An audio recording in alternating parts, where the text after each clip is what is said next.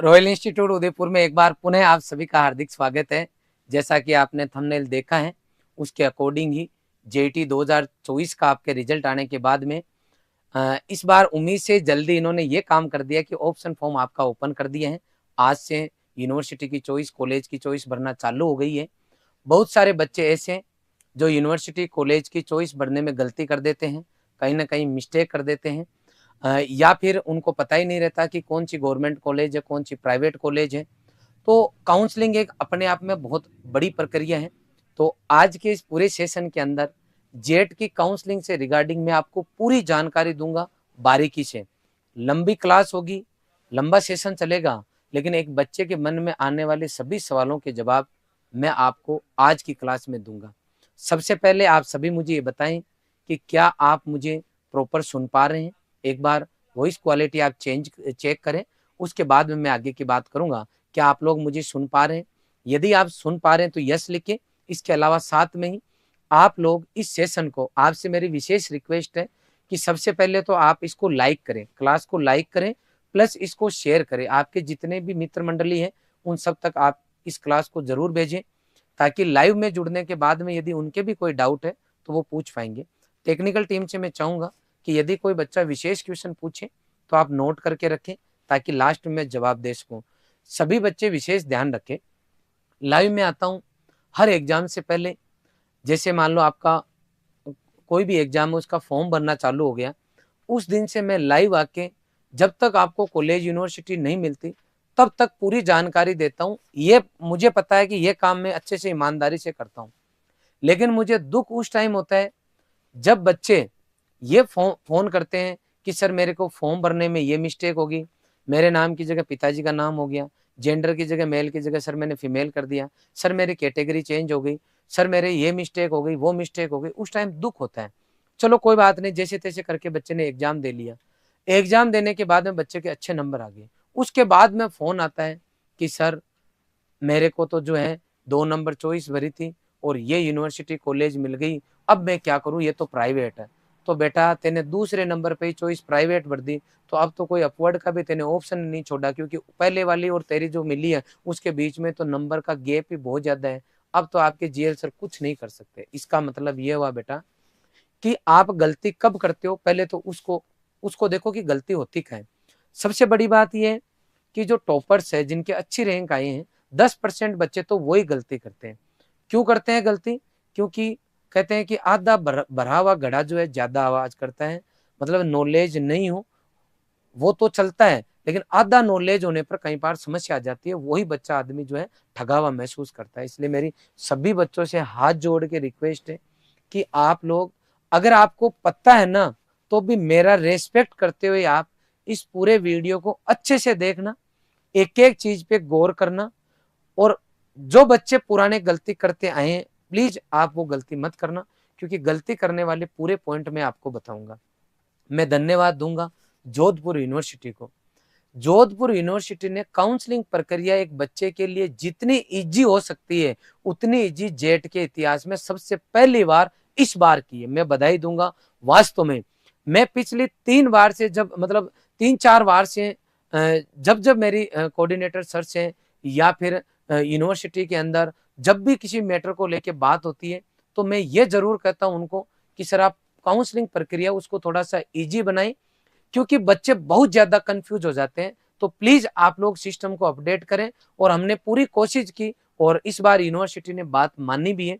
और वास्तव में बहुत अच्छी तरीके से, जब एक बच्चे का आज मैं आपको फॉर्म भरा हुआ है वो उसको प्रॉपर वे में समझाता हुआ चलूंगा, जब ऑप्शन फॉर्म भरना भी अपन चालू करेंगे और मैं जब बताऊंगा तब आपको बताऊंगा कि कितनी बढ़िया तरीके से, मतलब एक अंधा भी हो या अनपढ़ भी हो वो भी इस काउंसलिंग को बहुत अच्छी तरीके से कर सकता है, क्योंकि यूनिवर्सिटी ने कंफ्यूजन के लिए कुछ नहीं छोड़ा।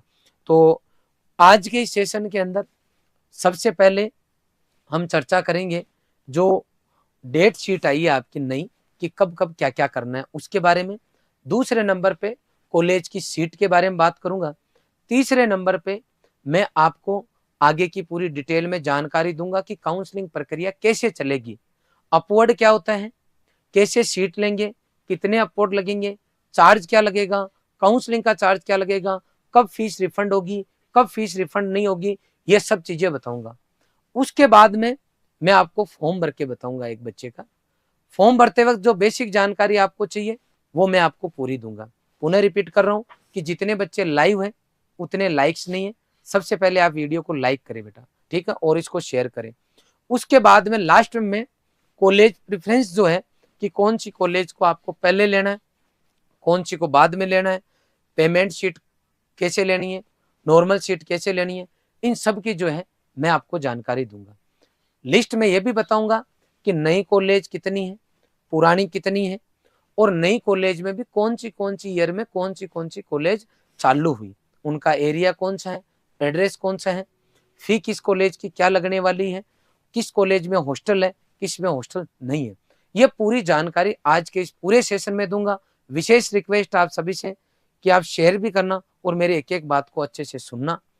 आइए अपने जो है काउंसलिंग प्रक्रिया को हम लोग चालू करते हैं। शाम का टाइम है, दिन भर एडमिशन चल रहे थे, फिर भी मैंने पूरी कोशिश करके पूरी डिटेल में जानकारी आपको आपके लिए लेके आया हूँ कि इस एक ही वीडियो में आपके पूरे काम हो जाए।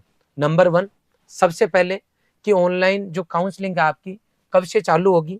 वैसे आपने यूट्यूब पर बहुत सारे वीडियोज और आपने ये स्लाइड देख ली होगी। तो 8 तारीख को आज से ही आपकी चालू हो रही है, 13 तारीख इसकी लास्ट डेट है।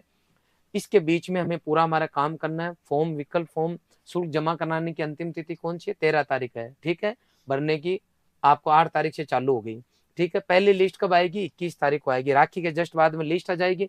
लिस्ट आने के बाद में आपके पास 2 ऑप्शन रहेंगे, या तो आप सीट लो या अपवर्ड लगा दो। ये कब तक कर सकते हो आप, 21 से लेकर 24 के बीच में। उसके बाद में वापस लिस्ट आएगी 29 तारीख को, और उसमें भी आप सीट लोगे या अपवर्ड लगाओगे।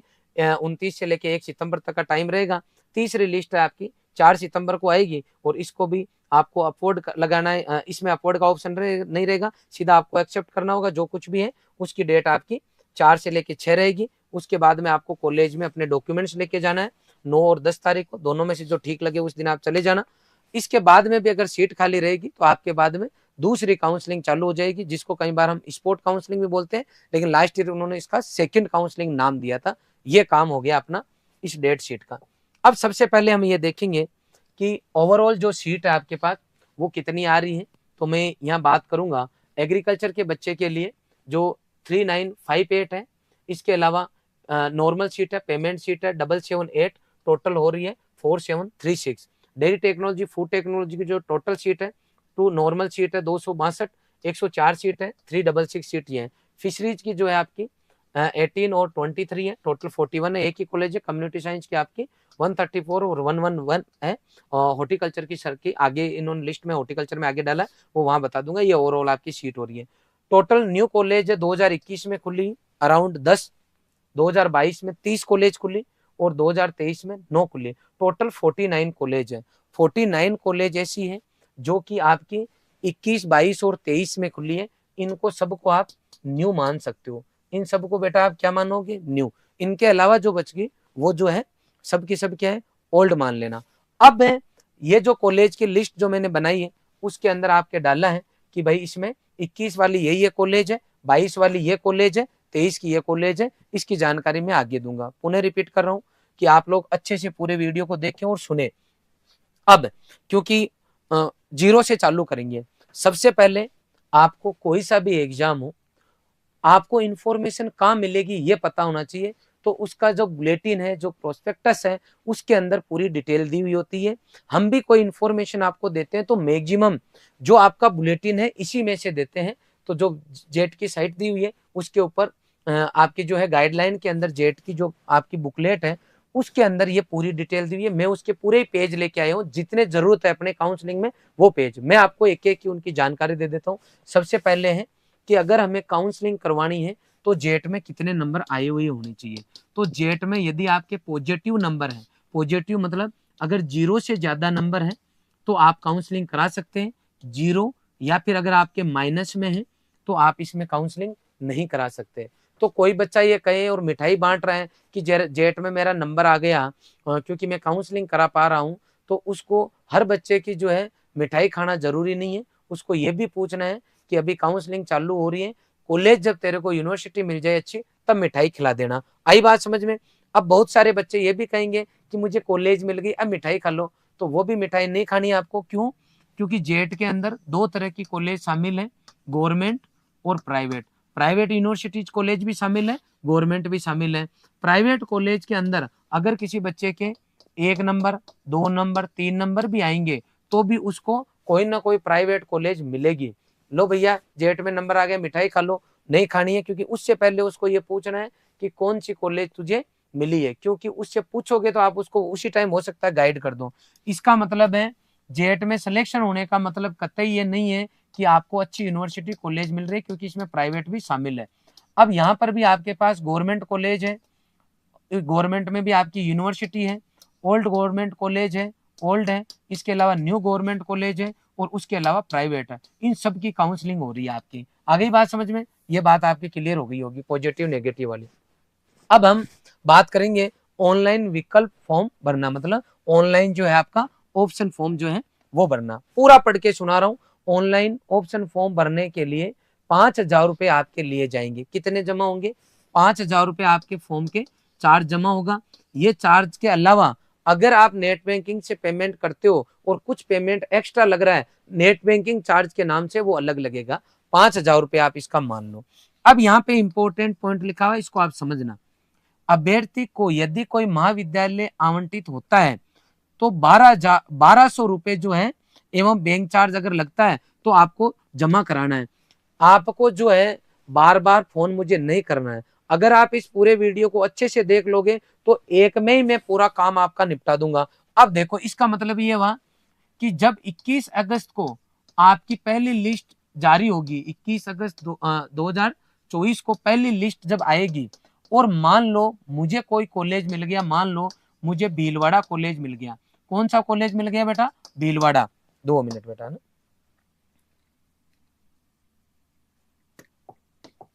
मान लो मुझे भीलवाड़ा कॉलेज मिल गया, तो अब भीलवाड़ा कॉलेज का मान लो मेरी 7 नंबर ये चॉइस थी, तो अब मुझे 21 तारीख को 2 ऑप्शन मिलेंगे, या तो मैं इसको एक्सेप्ट कर लूं या फिर मैं अपवर्ड लगा दूं। तो जब मैं एक्सेप्ट करूंगा उस टाइम मुझे 1200 रुपए जमा कराना है। तो यहाँ 1200 रुपए का मतलब है यदि आपको कोई कॉलेज मिल गई तो कॉलेज में जाते ही बच्चे में फोन करेंगे कि सर मेरे को तो जो है भीलवाड़ा मिल गई, भीलवाड़ा ही लेनी है। तो वहां पे आपके लिखा हुआ आएगा, ऑनलाइन में ऑप्शन आएगा कि 1200 रुपए जमा करा दो, बस इतना ही काम है। अब बच्चा ये फोन करेगा कि सर कॉलेज में कितनी फीस जमा होगी, मैं भीलवाड़ा जाके फीस जमा करा के आऊं या मैं क्या करूं, मेरे समझ में नहीं आ रहा, मेरे यहाँ 1200 लिखा हुआ आ रहा है। तो आपको 1200 रुपए जमा करा के अलॉटमेंट जो लेटर है वो आपका डाउनलोड हो जाएगा। 1200 रुपए यहाँ जमा होंगे। बाकी फीस सर कब जमा होगी? जब आप रिपोर्टिंग करने जाओगे उस दिन आपकी बाकी की फीस जमा होगी। उससे पहले खाली 1200 रुपए लगेंगे आपके। बात समझ में आ गई? ये 1200 रुपए की बात होगी। अब आप देखो, विकल्प फॉर्म के साथ में जमा 6200 रुपए। 6200 रुपए कौन से हुए? 5,000 रुपए तो अपने ये लग गए, और प्लस कौन से? 1200 रुपए हमने जब कॉलेज एक्सेप्ट की तो हमारे और लग गए। तो टोटल रुपए कितने लग गए? 6200 रुपए लग गए। अब कि सर इन 6200 रुपए का क्या होगा, इनका क्या हिसाब किताब है? तो ये 6200 रुपए आपके कॉलेज में जब जाओगे और मान लो किसी कॉलेज की फीस है 12,000 रुपए, तो आपके 5,000 रुपए तो वहां कॉलेज में जमा हो जाएंगे और उस दिन कॉलेज में आपको 7,000 ही जमा कराना है, क्योंकि 5,000 रुपए इनमें से वहां जमा कर लेंगे। सर हमारे ये 1200 रुपए जमा हुए, इसका क्या हुआ? ये जोधपुर यूनिवर्सिटी काउंसलिंग के नाम से आपसे ले लेगी, काट लेगी। जोधपुर यूनिवर्सिटी 1200 रुपए जेट ऑफिस काउंसलिंग फीस के रूप में जमा कर लेगी, ये नहीं देगी, जो कि गलत है। जब बच्चे ने आपको जब फॉर्म भरा था उस टाइम आपने इनसे अच्छे खासे पैसे लिए, उसके बाद में उसी पैसों से आपको काउंसलिंग करानी चाहिए। ये 1200 रुपए लेना गलत है। मैं मान के चल रहा हूँ कि सरासर अन्याय है, लेकिन अब इसमें मैं ज्यादा कुछ नहीं कर सकता आपके। ये यहाँ आपके 1200 रुपए ये वो काट लेंगे, कहीं पर भी एडजस्ट नहीं करेंगे। इसका मतलब है ये जेट वाली जो यूनिवर्सिटी आपकी 1200 रुपए काउंसलिंग कराने का चार्ज पे कर रही है। अब देखो, यदि कोई लड़का मान लो 5,000 रुपए उस बच्चे ने जमा करा के काउंसलिंग आज चालू कर दी और उस बच्चे को कॉलेज मिल गया, मान लो कॉलेज मिल गया, तो उस बच्चे को तय डेट तक आपकी जो फीस बकाया, मतलब जो 1200 रुपए वो आपको जमा कराना है। जमा कराने के बाद में कॉलेज को एक्सेप्ट करना है। 2 काम है यहाँ, 1200 रुपए जमा कराओ और कॉलेज को एक्सेप्ट करो। जो डेट दी हुई है ना उसी डेट पे, या फिर क्या करोगे आप, या फिर आप अपवर्ड लगाओगे। जो डेट दी गई है उस डेट पे आपको डेट के हिसाब से चलना है पूरी काउंसलिंग में। जब क्या होता है, जब बच्चों को कॉलेज मिलती है ना, फर्स्ट राउंड के बाद में जब सेकंड राउंड में जाते हैं तो बच्चे बोलते हैं सर मेरे तो कुछ लिखा हुआ ही नहीं आ रहा। वो लिखा हुआ इसलिए नहीं आ रहा क्योंकि पहली जब लिस्ट जारी हुई थी तो बेटा तेरे को दो काम करने थे, या तो इसको एक्सेप्ट करके पेमेंट जमा करा के प्रिंट आउट निकालना था अलॉटमेंट का, या फिर अपवर्ड लगाना था। आपने इस टाइम कुछ भी नहीं किया तो आप काउंसलिंग से बाहर मान लिए जाओगे और आपको कुछ भी आपको रिटर्न नहीं होगा। ये आपके पैसे 6200 जो है ना, 6200 में तो क्योंकि आपने 1200 तो जमा ही नहीं कराए, तो ये 5000 ये जमा कराने के बाद में अगर आपने उसको लॉक नहीं किया तो भी आपकी समस्या आ सकती है। तो आपको उसको पूरा लॉक करना है, जो डेट दी गई है वो। अगर आप एक्सेप्ट नहीं करोगे तो भी आपके ये पैसे क्या नहीं होंगे बेटा, रिफंड नहीं होंगे। तो कुल मिला के ये बात समझ में आ गई कि डेट वाइज आपको चलना है। ये देखो, ये इसका बड़ा मीनिंग होता है। ये है ना आपकी रिपोर्टिंग कॉलेज।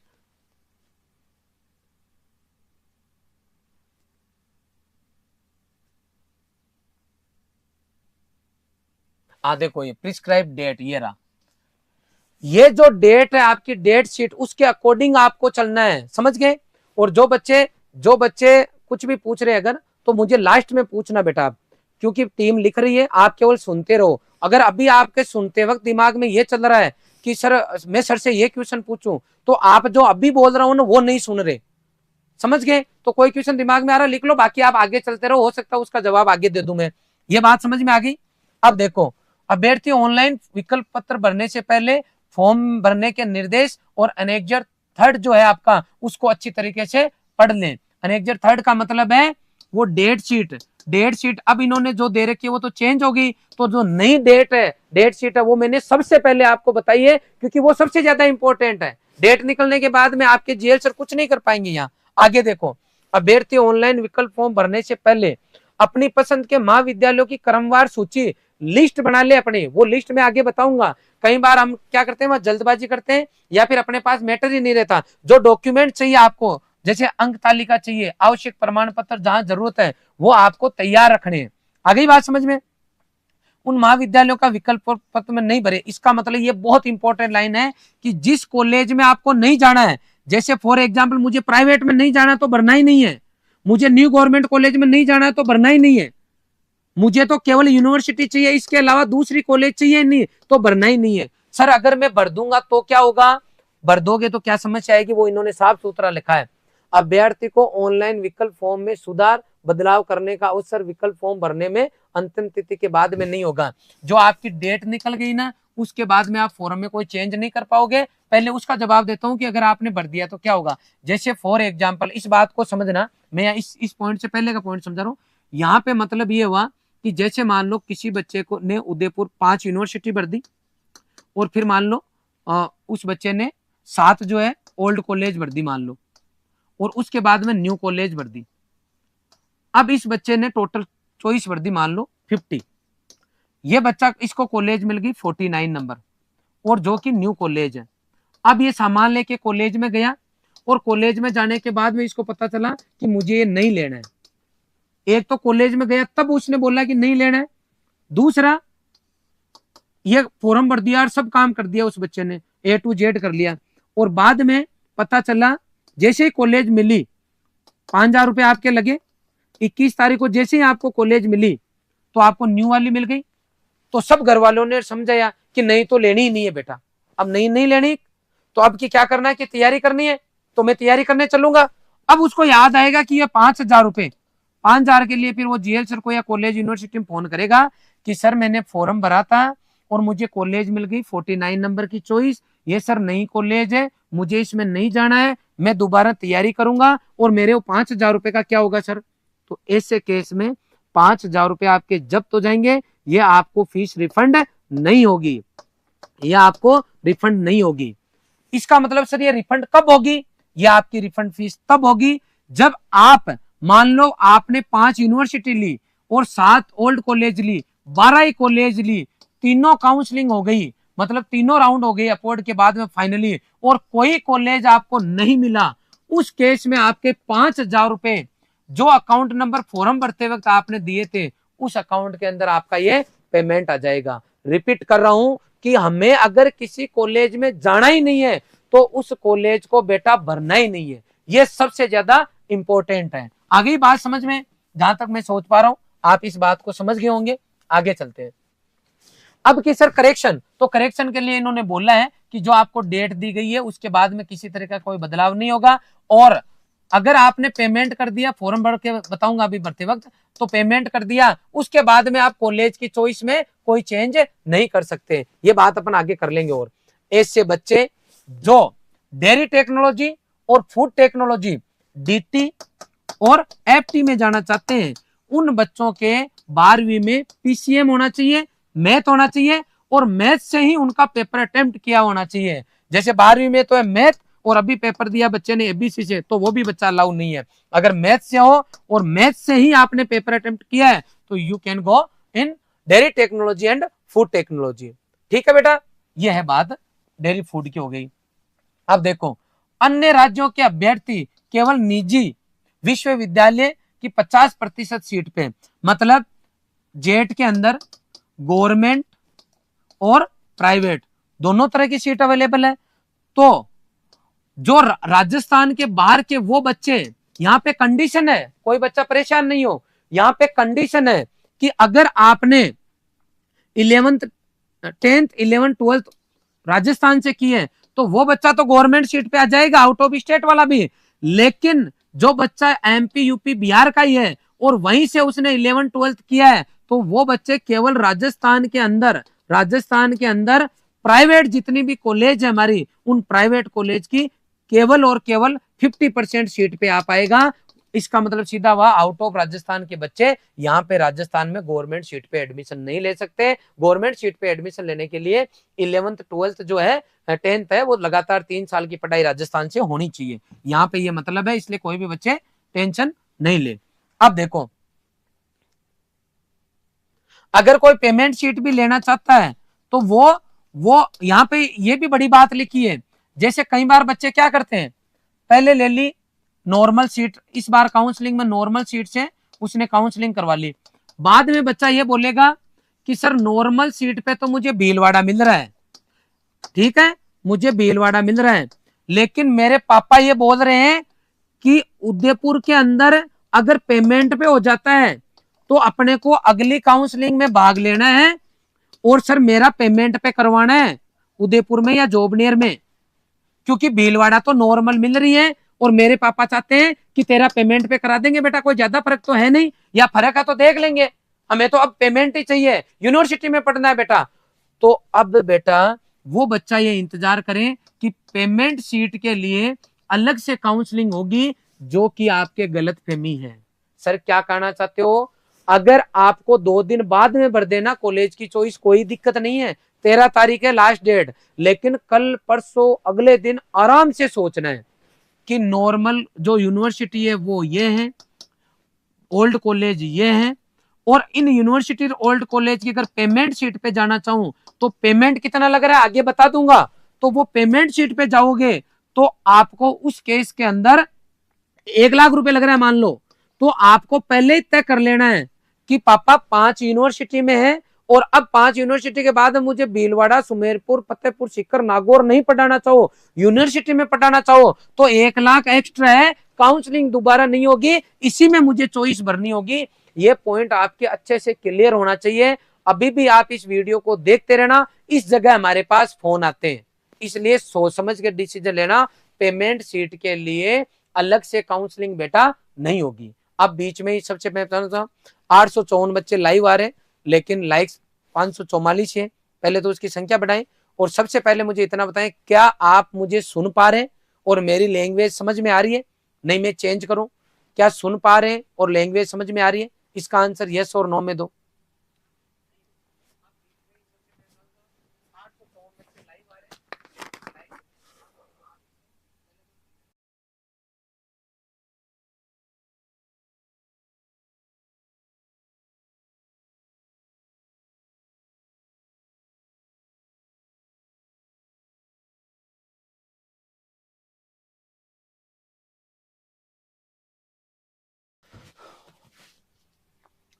यस यस, ज्यादातर के समझ में आ रही है, बहुत बढ़िया। जिनके कम समझ में आ रही है बाद में देख लेना, ठीक है। नेक्स्ट आगे देखो, अब देखो, अब आप पूछोगे कि सर कौन सी कॉलेज की कितनी फीस है, तो आपकी वेबसाइट के ऊपर सीट मैट्रिक्स दी गई है, वहां फी की डिटेल भी दी गई है, और यहाँ पे लिखा हुआ है कॉलेज फी, हॉस्टल की सुविधा के बारे में विवरण जेट वेबसाइट पे दिया हुआ है, वहां पर भी दिया हुआ है। और इसी वीडियो के डिस्क्रिप्शन में आप जाओगे तो रॉयल का ऐप दिया हुआ है, उस ऐप को डाउनलोड कर लो, और फ्री स्टडी मटेरियल में जाओगे तो वहां पे काउंसलिंग 2024 के फोल्डर के अंदर जेट वाले फोल्डर में ये पूरी डिटेल हमने भी अपलोड कर रखी है, आप वहां से भी देख सकते हो।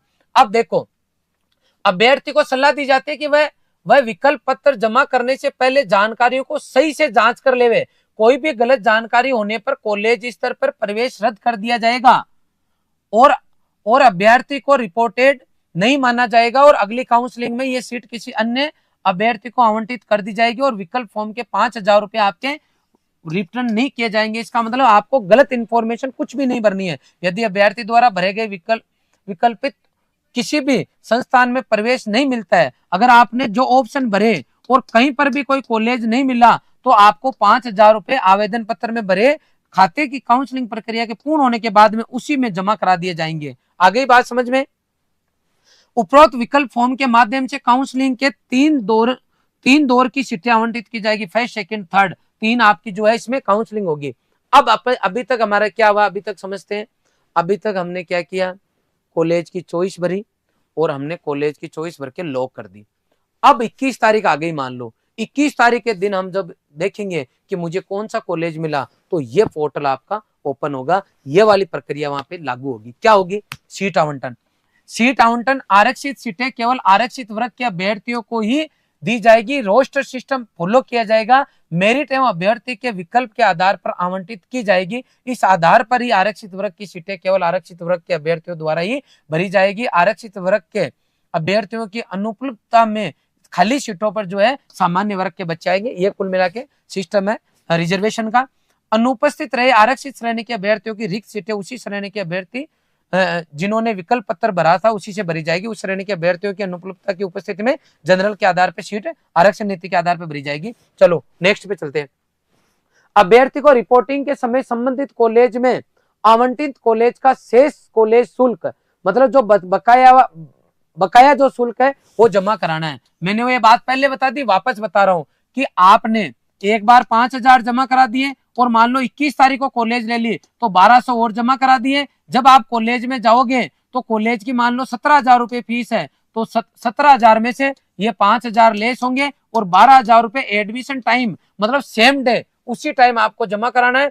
सभी मूल दस्तावेजों और उनकी सब प्रमाणित प्रतियों के साथ दी गई दिनांक को महाविद्यालय में जाना है। अब देखो, आपको सेल्फ असिस्टेड जो आपके डॉक्यूमेंट्स हैं, डॉक्यूमेंट्स मैंने आपको कल भी बताए थे, काउंसलिंग करते वक्त डॉक्यूमेंट्स आपके कुछ भी नहीं चाहिए, केवल और केवल बच्चे की जो 10th और 12th की मार्कशीट है वो चाहिए। हाल फिलहाल ये कुछ भी नहीं मांग रहे, लेकिन इनको क्या क्या डॉक्यूमेंट्स उस टाइम चाहिए वो आपको मैं बता दूंगा अभी इन फ्यूचर, आगे कंटिन्यू चलेंगे तब। अब ऑनलाइन फॉर्म में के लिए जेट परीक्षा के प्राप्त अंकों आरक्षण के रोस्टर के अनुसार सभी एक कतार में किए जाएंगे, ये बात अपन ने पढ़ ली। अब देखो, जेट परीक्षा में समान अंक आपने देखा होगा, बहुत सारे बच्चे ऐसे हैं जिसे 321 नंबर है, तो 321 पे 2 बच्चे, कई बार 321 पे मान लो 205 बच्चे हैं, वहां पे 20 बच्चे हैं, तो ऐसा हो गया। तो ऐसे केस में क्या होगा, तो 12वीं समान अंक प्राप्त होने पर वरीयता तय करने के लिए 12वीं, उसके बाद अगर 12वीं में भी बच्चे मैच खा रहे हैं तो 10वीं में प्राप्त अंक फिर भी समस्या आ रहा है, तो उसके बाद में अभ्यर्थी की उम्र देखी जाएगी और अधिक अंक और आयु की वरीयता दी जाएगी। जिसकी उम्र ज्यादा है और ज्यादा अंक है उस बच्चे को पहले रैंक दी जाएगी। आगे बात समझ में, मतलब उस बच्चे को पहले इस काउंसलिंग के अंदर प्रायोरिटी दी जाएगी। ठीक है। अभ्यर्थी की मेरिट के अनुसार उसके विकल्प फॉर्म में संस्थानों की वरीयता के आधार पर सीट उपलब्ध होने के क्रम में ही सीट आवंटित की जाएगी। आपकी काउंसलिंग के अंदर मान लो आपने 1 number 2 number 3 number 4 number 5 number 6 number 7 number 8 number ये चॉइस भर दी, तो 1 2 3 4 ऐसे ऊपर से कर्सर चेक होता हुआ आएगा, और जहां आपके नंबर कैटेगरी सब कुछ मैच खा रही है वहीं पे आपको सीट अलॉट हो जाएगी। आगे बात समझ में, आगे चलो, ये आरक्षण के बारे में आगे का मैटर है। अब देखो, प्रथम काउंसलिंग के 3 राउंड में 3 बार निम्नलिखित 2 विकल्पों के साथ अभ्यर्थी लॉगिन में प्रदर्शित किया जाएगा। इसको मैं समझाता हूं आगे। इसको हम बोलेंगे अपवर्ड। क्या करना? अपवर्ड। इस अपवर्ड के केस को अच्छे से समझ लेना है और यहाँ पे आपको डाइवर्ट नहीं होना है, डिस्टर्ब नहीं होना है। अगर आपको जानकारी है तो ठीक है, नहीं है तो मैं दे रहा हूं, जो मैं दे रहा हूं वो परफेक्ट है। आपको ध्यान रखना है कि ऐसा ही होगा, इसलिए आपको इधर उधर की बातों में नहीं आना। कई बार क्या है कि मेरे मासा जी ने बोला, चाचा जी ने बोला, उन्होंने बोला ऐसा कर लो और पहले नंबर पे ये डाल दे, ये मिल जाएगी, इसके मिलने के तो चांस नहीं है, उसमें आपको नहीं फंसना है। जो मैं कहूँ वही काम करना है। अपवर्ड वाली क्या करनी है तो पहले तो वो समझो ये कैसे काम करती है, फिर इधर एग्जाम्पल देके समझाऊंगा। देखो, सीट आवंटन की प्रक्रिया के दौरान अभ्यर्थी को या तो 1200 रुपए ऑनलाइन रुपए जो फी आपकी, जब आप इसको यहां से आओ 21 तारीख के दिन, यहां आता हूं मैं, एक बार इसको पढ़ के सुना दो, बाद में एक साथ समझा दूंगा, ठीक है। 1200 रुपए ऑनलाइन रुपए की स्वीकृति शुल्क जमा करा के कॉलेज स्वीकार होगा, या तो कॉलेज आपको लेनी है, या 1100 रुपए जमा करा के जो नॉन रिफंडेबल है, इन्होंने बार बार लिखा नॉन रिफंडेबल है, फीस का भुगतान करने के बाद में आपको उर्दू मतलब ऊपर की ओर जो है आवेदन करना होगा। जो अभ्यर्थी समय पर स्वीकृति या उर्दू अपवर्ड शुल्क जमा कराने में विफल रहते हैं, उन्हें रिपोर्टिंग नहीं किए हुए अभ्यर्थियों के रूप में माना जाएगा और उनकी सीट किसी शेष विद्यार्थी को दे दी जाएगी। आरोही मूल्यांकन शुल्क प्रत्येक आरोही मूल्यांकन हेतु 1100 रुपए देगा तथा गैर वापसी योग्य नॉन रिफंडेबल होगा, चाहे अभ्यर्थी को विकल्प फॉर्म में बेहतर विकल्प मिलता हो या नहीं मिलता। इस बात को बहुत अच्छी तरीके से समझ लेना। मैं अच्छे से समझाने की कोशिश कर रहा हूँ। क्या कहना चाह रहा है? मान लो मैंने काउंसलिंग चालू करी 1 2 3 4 5 6 7 8। अब ये काम मैंने कब किया? ये किया मैंने 8 से लेके 13 के बीच में मैंने चॉइस डाल दी। 8 से लेके 13 के बीच में मैंने चॉइस डाल दी, ठीक है। और बाद में मेरे पास 21 तारीख को रिजल्ट आया। 21 तारीख 2024 को मेरे पास रिजल्ट आ गया, ठीक है। फर्स्ट रिजल्ट आया, फिर अगली डेट पे आएगा सेकंड, फिर उसके बाद में आएगा थर्ड, तीसरे नंबर का रिजल्ट आएगा। बिल्कुल सिंपल प्रक्रिया है। काउंसलिंग आपकी बहुत ही इजी प्रक्रिया है, बहुत सिंपल प्रक्रिया है। इसमें किसी बच्चे को मतलब टेंशन लेने की जरूरत ही नहीं है, बिल्कुल साधारण काम है, खाली समझते रहना आपको। अब मान लो फॉर एग्जाम्पल मैंने पहले चॉइस भरी उदयपुर, बाद में भरी जोबनेर, फिर बीकानेर, फिर भरी जोधपुर, उसके बाद में भरी कोटा, फिर भरी मैंने सुमेरपुर, फिर भरी मैंने मान लो भीलवाड़ा, और उसके बाद मान लो मैंने भर दी नागौर, 9 नंबर पर भर दी फतेहपुर सीकर, ठीक है। 10 नंबर पे मान लो मैंने कोटपुतली भर दी, 11 नंबर पे मान लो मैंने लाल छोट भर दी। ये मैंने मेरे स्तर पे बताई, अभी आपको ऐसे नॉर्मल बताई है। चॉइस यही है, जरूरी नहीं है, मैं बाद में बताऊंगा उसके बारे में। अब देखो अपन आगे चलते। ये भरी 21 तारीख को रिजल्ट आया और मेरे को जो है ना ये मिल गया, नागौर वाली कॉलेज मिल गई। क्या मिल गई बेटा? नागौर कॉलेज मुझे मिल गई यहाँ पे। तो मेरे वहां पर लिखा हुआ रहा है government college Nagaur, government college Nagaur मुझे मिल गई। अब मेरे पास 2 ऑप्शन है, यहाँ पे लिखा हुआ है इधर साइड में 1200 रुपए पे कर दो और इसको एक्सेप्ट कर लो, और दूसरा ऑप्शन ये आ रहा है मेरे पास, या तो एक्सेप्ट कर लो या इधर की साइड लिखा हुआ आ रहा है अपवर्ड लगा दो। क्या लगा दो? अपवर्ड लगा दो बेटा, यहाँ पे आपको अपवर्ड लगाना है, ठीक है। अब देखो मेरे पास जो डेट की डेडलाइन दी हुई है, डेट शीट ही काम करेगी। यहाँ मान लो इतनी तारीख से 21 से लेके मान लो 24 तारीख तक, वो तो डेट मैंने पहले बता दी थी आपको, वो डेट माननी होगी। मान लो मैं एग्जांपल दे रहा हूँ, मान लो 21 से 24 के बीच में आपको ये काम करना है, या तो एक्सेप्ट करना है 1200 रुपए जमा करा के, या अपवर्ड लगाना है। मान लो मैंने इस टाइम कुछ नहीं किया, मैंने कोई ध्यान नहीं दिया, तो आप अगर मान लो इन दोनों में से कोई काम नहीं करोगे तो आपको कैंसिल मान लिया जाएगा और नेक्स्ट काउंसलिंग में आपका सेकंड राउंड में कुछ नहीं आएगा, एब्सेंट आओगे आप। और इस केस में आपके जो 5000 रुपए जमा हुए प्लस जो 1200 रुपए जमा हुए वो नॉन रिफंडेबल है, रिफंड नहीं होंगे। इसका मतलब हर एक वो बच्चा जिसको इस तारीख को कॉलेज मिला है, उस बच्चे को दोनों में से एक काम करना है। अरे सर मिला ही नहीं तो नहीं मिला तो उसको इस दिन कुछ नहीं करना, उसको सेकंड का वेट करना है। लेकिन अगर मिल गया तो या तो एक्सेप्ट करना है या अपवर्ड लगाना है। जब आप एक्सेप्ट करोगे तो 1200 रुपए जमा करा दो और यहाँ पे आपको कॉलेज अलॉटमेंट लेटर मिलेगा जिसका आपको प्रिंट आउट निकाल लेना है और रिपोर्टिंग वाले दिन आपको इस डॉक्यूमेंट्स को लेके ओरिजिनल डॉक्यूमेंट्स के साथ जाना है। अब इस बच्चे का काम हो गया। अब किस नहीं सर मेरे को भीलवाड़ा नहीं चाहिए, मेरे को तो सर ये ऊपर वाली जो कॉलेज है 1 से 7 वो चाहिए। या फिर कोई बच्चा ये कहे कि सर मेरे को अभी मैंने घर पे पता किया था तो घर वाले ये बोल रहे हैं कि नागौर नहीं बेटा, कोटपूतली अपने पास में पड़ता है, अपने को तो कोटपूतली वाली में जाना है। अब सर मुझे क्या करना पड़ेगा? अब तेरे को कुछ नहीं करना, क्योंकि कोटपूतली का तेरे पास ऑप्शन नहीं है। क्यों नहीं है सर? क्योंकि कोटपूतली चॉइस है आपकी 10 नंबर की और आपको कॉलेज मिल गई 8 नंबर की। इसका मतलब ये हुआ कि आपको अब जब पहली चॉइस भरो तब वापस घर वालों को बैठ के बता देना कि पहले कोटपूतली बनना है या नागौर बनना है। अब जब आपने एक बार रिजल्ट आ गया, इसका मतलब अपवर्ड जो लगता है, अपवर्ड का मतलब ऊपर की तरफ, अब आपको अगली काउंसलिंग के अंदर इन 7 में से ही अपवर्ड लगाने पर कॉलेज मिलेगी, यूनिवर्सिटी मिलेगी। बाकी आपको नीचे 8 से नीचे जो है वहां आप नहीं कर सकते। इसका मतलब एक चीज सर हमारी समझ में आ गई कि अपवर्ड का मतलब है ऊपर वाली कॉलेज में। अब बच्चों के पहला डाउट तो ये या डर ये है कि सर मेरे मम्मी बोल रही है कि यही ले ले बेटा, मामा ने भी बोला है, क्योंकि क्या पता अपवर्ड लगाए तब ये वाली कहीं हाथ से नहीं निकल जाए, ये डर है। क्या सर अपवर्ड लगाने पर जो कॉलेज अभी मिली हुई है वो हमारे पास ही रहेगी या किसी के पास ये चली जाएगी तो हम फ्री हो जाएंगे? तो इस बात को अच्छे से सुन लेना। जब आप अपवर्ड लगवाते हो तो अपवर्ड लगाने पर ऊपर अगर कोई सीट खाली है तो आपको ऊपर वाली मिल जाएगी। अगर ऊपर वाली सीट खाली नहीं है तो आपको वापस, जब आप सेकंड डेट में देखोगे, सेकंड अलॉटमेंट वाली डेट में, तो वापस आपको नागौर या आपकी नागौर ही मिल जाएगी, 8 नंबर चॉइस ही वापस मिल जाएगी। इसका मतलब अपवर्ड लगाने पर कोई नुकसान नहीं है। सर कोई तो नुकसान होगा? हाँ होगा। क्या होगा? अपवर्ड लगाने पर 1100 रुपए लगेंगे बेटा। कितने रुपए लगेंगे? 1100 रुपए, जो नॉन रिफंडेबल है। तो अब 1100 रुपए दिए आपने और फिर आपने देखा सेकंड लिस्ट में कि चेंज ही नहीं हुआ, तो सर अब मेरे 1100 रुपए का क्या होगा? कुछ नहीं होगा। इन्होंने साफ सुथरा लिखा है वहां पे कि ये नॉन रिफंडेबल है। आपने अपवर्ड लगा दिया, इसका मतलब है कॉलेज आपको ऊपर वाली मिले नहीं मिले हमारी कोई गारंटी नहीं है। अगर अपवर्ड लग गया तो आपके 1100 रुपए लग गए, वो दोबारा नहीं मिलेंगे।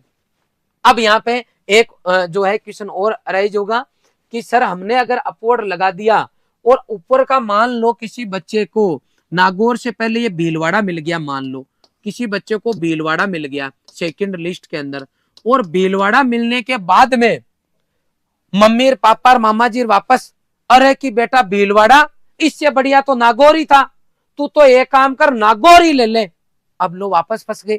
इसका मतलब है जब अपवर्ड लगाओ तो आपको 1-2 दिन का समय लगेगा। वापस सोचना, आपकी पूरी जिंदगी इस काउंसलिंग पे टिकी हुई है, ध्यान रखना आप। मैं सुबह से जो है क्लास ले रहा हूँ, बच्चों के सेमिनार ले रहा था, क्लास में था, मेरा मतलब गला काम नहीं कर रहा, फिर भी चिल्ला चिल्ला के इसलिए बोल रहा हूँ क्योंकि हमने साल भर आपको क्या पढ़ाया, क्या रिजल्ट आया, वो तब तक काम का नहीं है जब तक कि कोई यूनिवर्सिटी कॉलेज आपको मिल नहीं जाए, वो भी वो जिसमें आपको आत्म संतुष्टि मिले।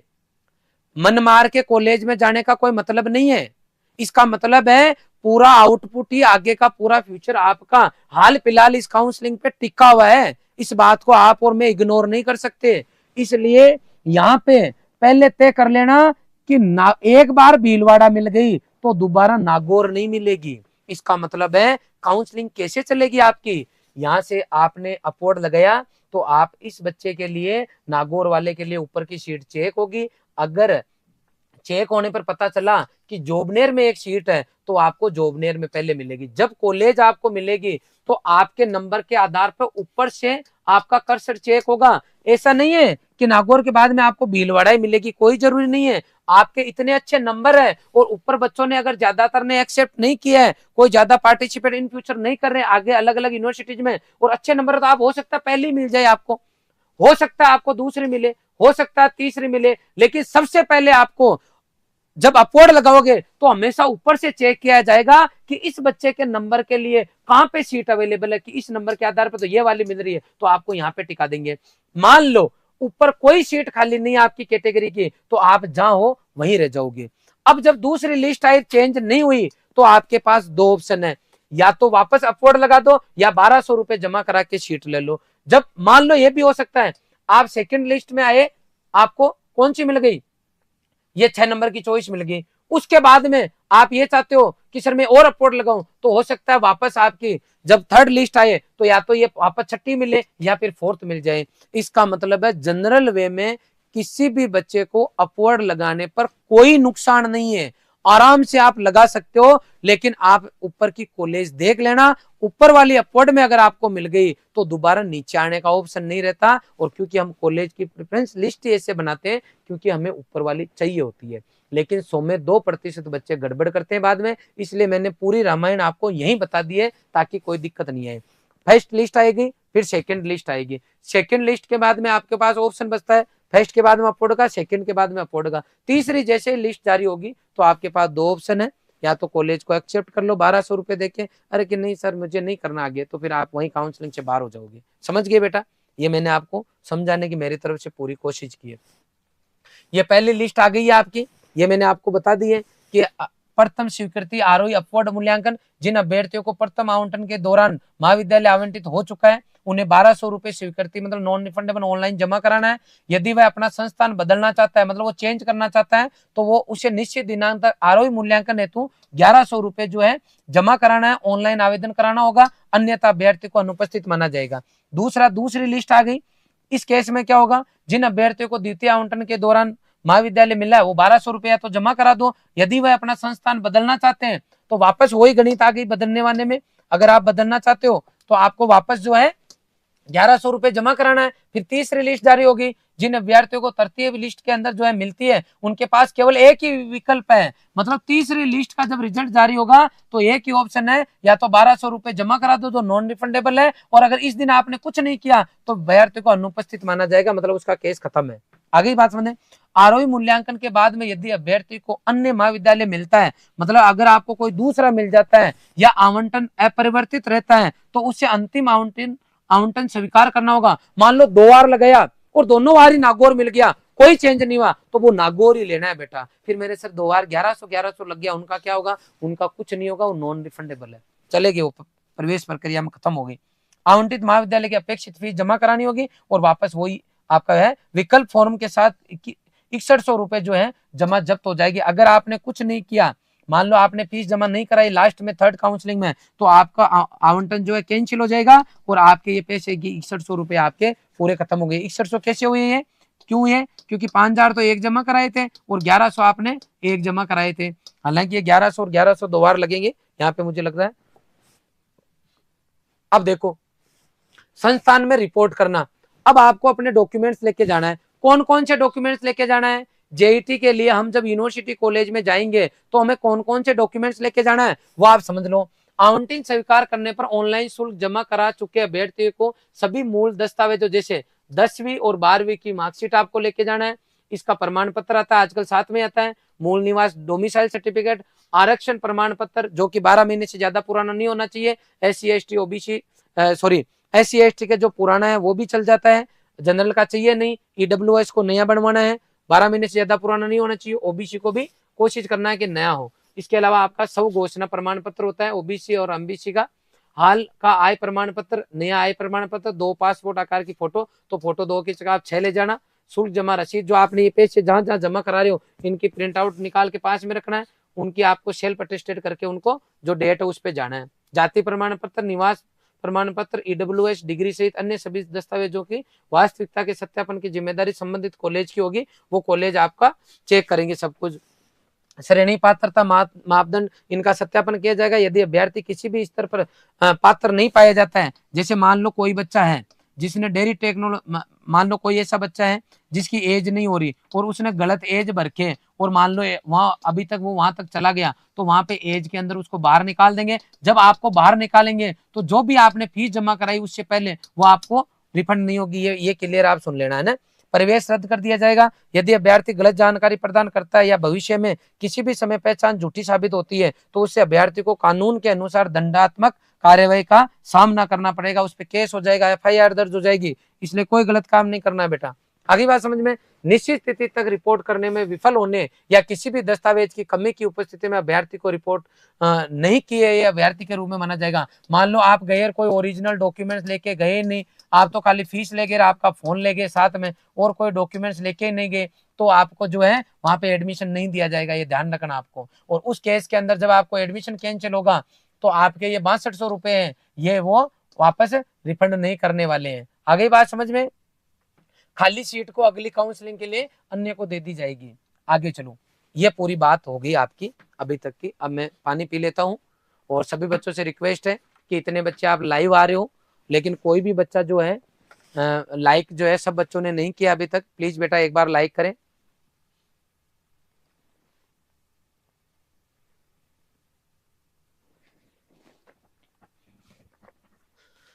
हमारी टीम जो है वो नोट कर रही है बेटा हर क्वेश्चन को, कोई बच्चा बार बार रिपीट नहीं करे, क्योंकि हम खुद ही यहाँ नोट कर रहे हैं ना। और ज्यादातर चीजें जो पूछ रहे हो मैं पूरी उम्मीद कर रहा हूँ, क्योंकि एज ए टीचर मैं इस तरीके से तैयार करके मैटर लाके आया हूँ कि आपके जो क्वेश्चंस बन रहे हैं उनके जवाब अगर आप पूरा सुन रहे हैं और पूरा ध्यान अगर आपका मेरी तरफ है तो डेफिनेटली आपकी समस्या नहीं आएगी। अब हम एक बच्चे का फॉर्म भरेंगे बेटा, उसका ऑनलाइन फॉर्म भरेंगे, एक ऑप्शन फॉर्म भर के देखेंगे। मैंने भरा है फॉर्म, उसके स्क्रीनशॉट मैंने कंटिन्यू लिए। कल आपको एक ऐसा वीडियो देंगे हम स्क्रीनशॉट वाला, जो पूरा भरा हुआ भी रहेगा, तो आपको फटाफट आइडिया लग जाएगा कहाँ क्या चल रहा है। मैं अभी ऐसा समझाऊंगा कि आपको इन फ्यूचर किसी चीज की जरूरत नहीं पड़ेगी। ये हमारा बच्चा टॉपर है, आपको पता ही है, इस बार पूरे राजस्थान के अंदर जेईटी में फर्स्ट रैंक एग्रीकल्चर वर्ग में रॉयल इंस्टीट्यूट उदयपुर की रही है। और इसके अलावा बहुत ही जबरदस्त हमारा रिजल्ट रहा है, चाहे सीयूटी हो चाहे जेईटी हो, जो कि आपको पता ही है। आगे चलते हैं अपन। तो यहाँ पे बच्चे को क्या करना है, अपना यूजर नेम पासवर्ड डालना है और ये कैप्चा डालना है और आपको लॉगिन कर लेना है। यहाँ देखो साइड पे बहुत सारी चीजें होती है जो यहाँ पे अपडेट रहती है बेटा। शीट मैट्रिक यहाँ दी हुई है, गाइडलाइन यहाँ दी है, इंपॉर्टेंट डेट वगैरह कुछ भी होता है, इंस्ट्रक्शंस जो है वो यहाँ दिए हुए हैं, आंसर की यहाँ दी हुई है, सब कुछ साइट पे दिया होता है। सेम केस यूटी में होगा। और ऐसे आईसीआर की जो साइट है वो भी अभी अंडर कंस्ट्रक्शन है, मतलब चल रही है, धीरे धीरे चीजें उस पर अपडेट हो रही है, वहां पर भी ये सब चीजें दी हुई मिल जाएगी आपको। अब हम देखो, जब हम लॉगिन करेंगे उसको आईडी पासवर्ड डाल के, आप जब लॉगिन करोगे तो इस तरीके का इंटरफेस मिलेगा। यहाँ इंटरफेस दो तरीके के मिलेगा, कोई भी बच्चा टेंशन नहीं ले, मैं पूरी विश्वास के साथ कह सकता हूँ कि एक एक चीज बताऊंगा। बीएचयू रजिस्ट्रेशन में कुछ बच्चों की प्रॉब्लम आ रही है, कल मैं बीएचयू रजिस्ट्रेशन की पूरी जानकारी दूंगा आपको, सुबह ही एक वीडियो बना के दे दूंगा। अगर किसी बच्चे को दिक्कत आ रही है तो एक दो मेरे पास कॉल आई हुई है, ज्यादातर की प्रॉब्लम सॉर्ट आउट है, लेकिन फिर भी किसी बच्चे के है मैं वो काम करूंगा। अभी जेट की बात करूंगा मैं, ताकि बीच में डिस्टर्बेंस नहीं हो।